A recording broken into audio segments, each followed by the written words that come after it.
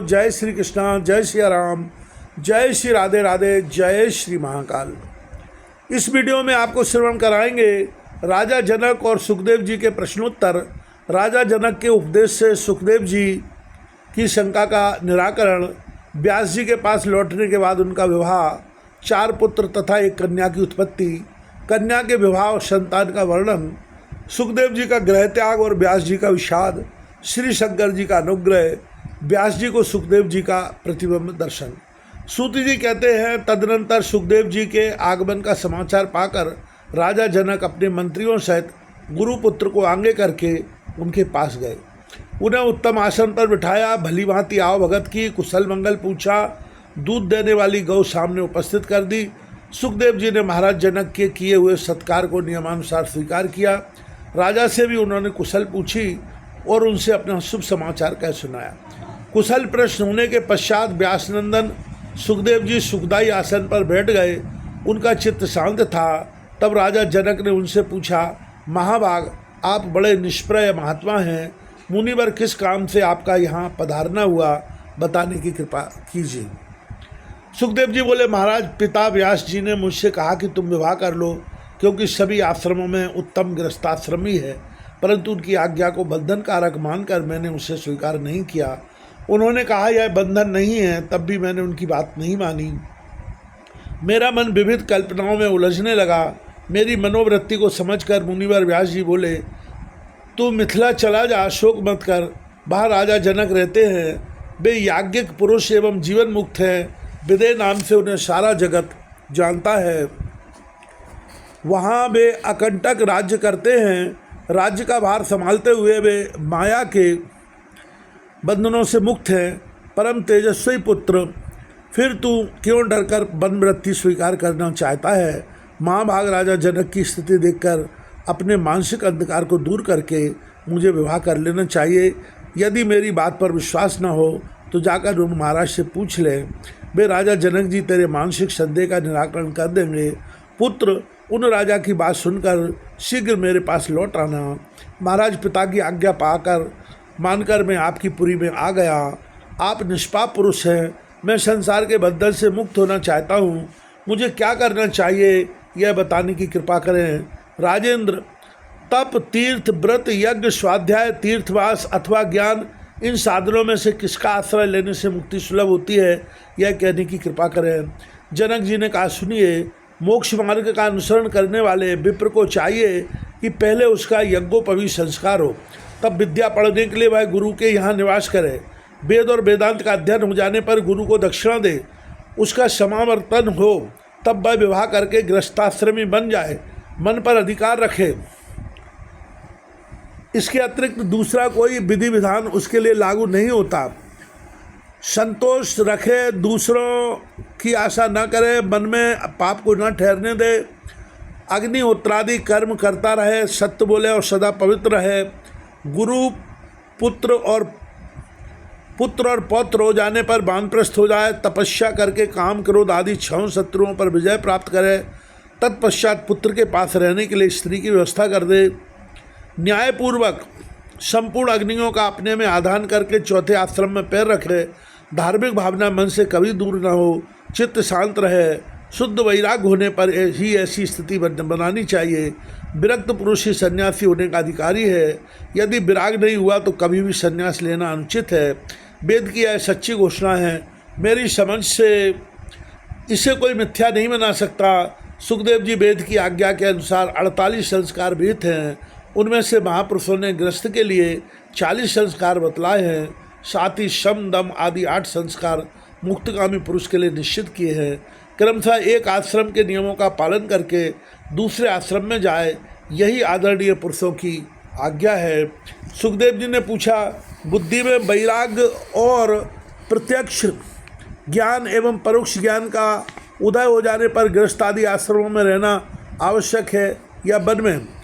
जनक जी ने कहा, मानव बलवती इंद्रियों पर अधिकार प्राप्त करना बड़ा कठिन काम है। ये इंद्रियां अपक्व बुद्धि पुरुष के मन में अनेकों प्रकार के विकार उत्पन्न कर देती हैं।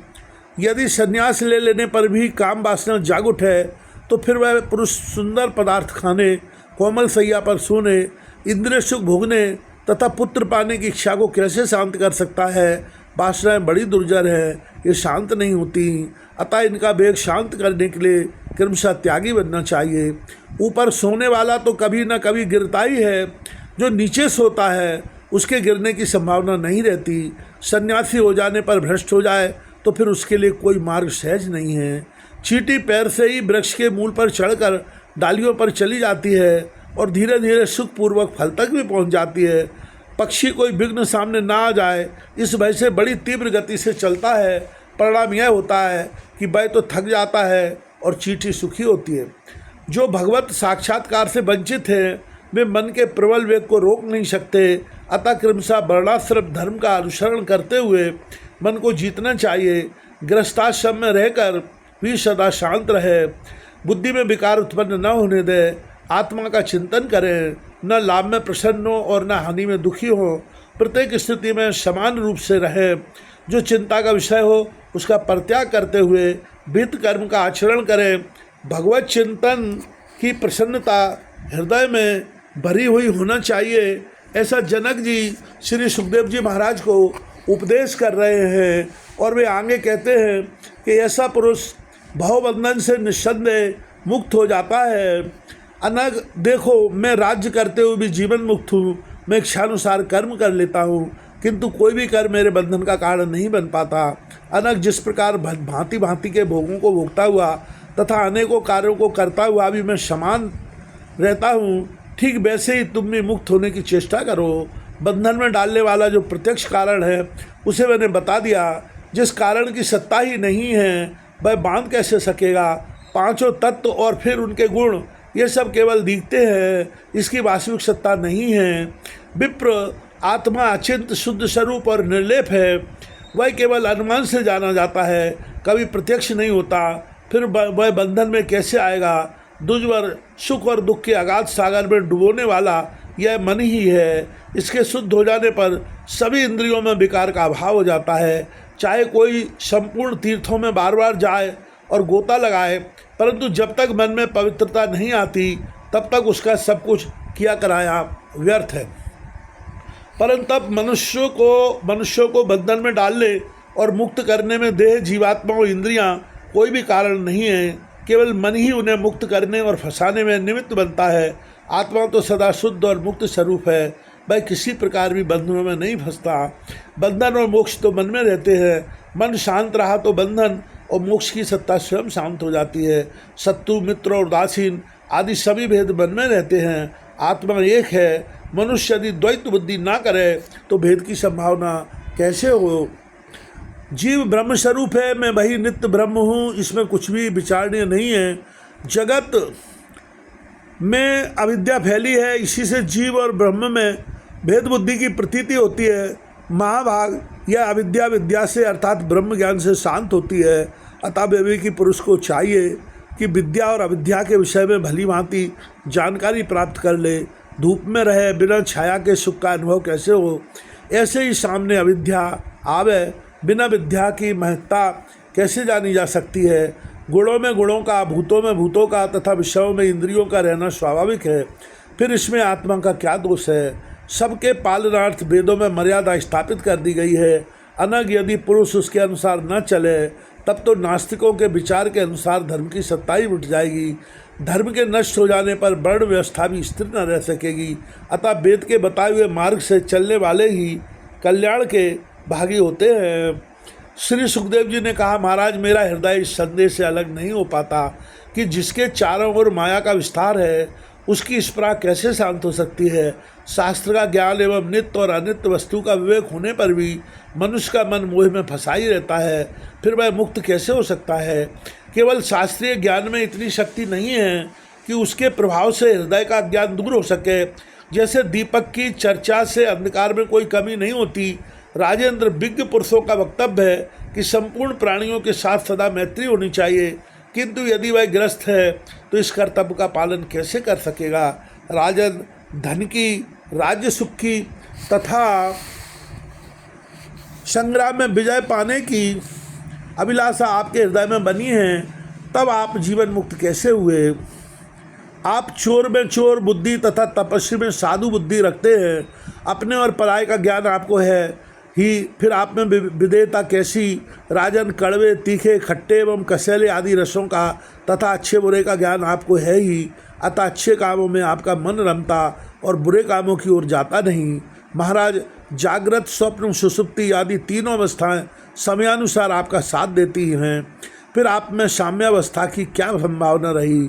हाथी, घोड़े, रथ एवं पैदल सैनिक सब के सब मेरे अधीन हैं। मैं सबका स्वामी हूँ। आप यह मानते हैं कि नहीं?